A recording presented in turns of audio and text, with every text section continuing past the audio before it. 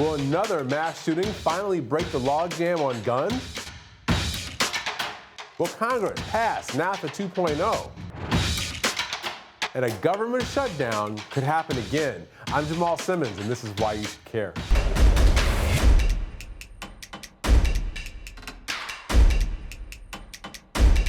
When Congress is back in session and one of the first things on the agenda is guns. This comes after a series of mass shootings this summer, the latest being the second mass shooting in Texas in just 1 month. The pressure's on for lawmakers to take action, but as you know, gun legislation is one of the most divisive issues facing our nation today. Earlier this year, the House passed a bill that would require universal background checks, but it hasn't been taken up by the Republican-controlled Senate yet. On the campaign trail, Dems are talking gun control, but each has a different approach for addressing it. Now here's why you should care. As gun violence continues to rise in America, Congress remains deadlocked on the issue, and most people just want action. A recent NBC News Wall Street Journal survey found that 89% of Americans favor expanded background checks for those who want to buy guns. 76% support red flag laws, a measure that would identify dangerous individuals and deny them access to guns. 75% favor a voluntary buyback program where the government would purchase firearms from those current owners. And 62% support banning the sale of semi-automatic weapons. The support for gun safety laws is overwhelming, but will that move the needle? Congress will have a chance soon. Next week, the House Judiciary Committee is planning to vote on a slew of bills to address recent mass shootings. Our children and history are watching.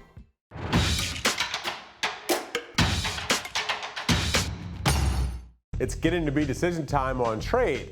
While the president is engaged in a trade war with China that just this morning caused a big dive in the Dow Jones Industrial Average, the House of Representatives will have to decide how to extend the peace with our allies to the north and south. The first Bush and Clinton administrations negotiated and passed the original NAFTA 25 years ago, and the Trump administration negotiated the U.S.-Mexico-Canada agreement as a NAFTA reboot.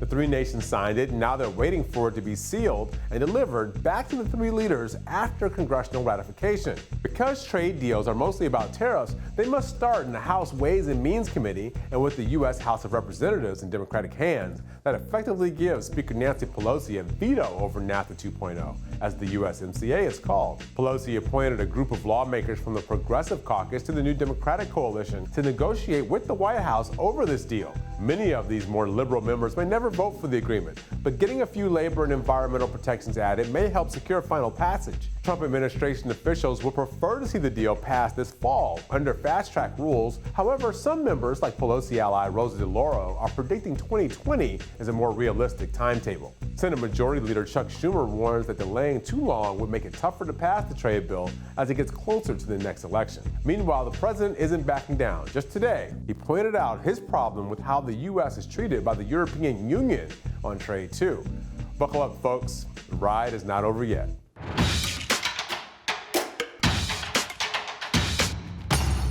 Although there are about 40 working days where both the House and Senate will be in session this fall, according to our colleagues here at The Hill, Congress only has until October 1st to fund the government. That means there are about 13 working days to get the work done. The House has already passed most of the bills, 10 out of 12, but the Senate is the holdup, and they haven't done any. If they don't get it done, that could mean another government shutdown. Here's why you should care. The Senate Appropriations Committee should begin voting on government funding bills next week. It's highly likely, though, that Congress will pass a continuing resolution instead of a full 2-year budget deal. Lots of people in D.C. and around the country are hoping there's not another full-on shutdown like the one earlier this year that lasted 35 days. You might remember that one. It was the longest in U.S. government history. Post office stays open, but almost everything else shuts down. National parks closed, the monuments. You might not mind the IRS being shut down, but what about food inspectors? That could happen. I don't know about you, but I don't like rotten meat. Thanks for watching Hill TV on YouTube. Be sure to click subscribe and hit the bell so you know when we post new videos. And head to thehill.com for all the latest political news.